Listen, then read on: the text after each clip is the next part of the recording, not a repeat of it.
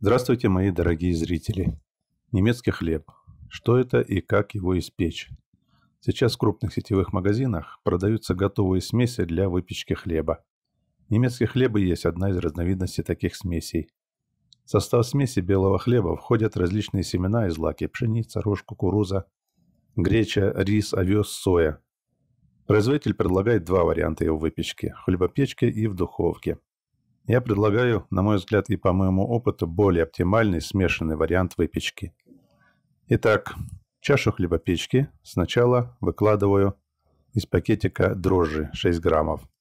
Заливаю их 200 мл воды комнатной температуры и затем высыпаю многозерновую смесь. Все, отправляю чашу в хлебопечку и ставлю 20-минутный режим вымешивания теста. По окончании вымешивания оставляю тесто подойти еще на 20 минут. Затем выкладываю тесто, слегка его вымешиваю руками, формирую нужную мне форму будущего хлеба и, припылив противень мукой, выкладываю в него тесто и оставляю примерно на 1 час в теплом месте.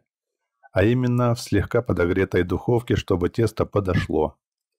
По истечении часа вынимаю противень из духовки. Как видите, тесто увеличилось в объеме где-то в 2-3 раза. Накрываю тесто кухонной салфеткой, а в это время включаю духовку в режиме вверх и низ на температуру 210 градусов по Цельсию. Когда духовка прогрелась, противень с тестом отправляю на полочку. Рекомендую вторую снизу. Температуру духовки снижаю до 200 градусов и ставлю таймер на 30 минут. Через полчаса готовый хлеб вынимаю из духовки. Извлекаю его из противня, укутываю в 2 кухонные салфетки и даю ему отдохнуть еще 2-3 часа минимум. Этот хлеб получается ароматнее и вкуснее классического варианта белого хлеба.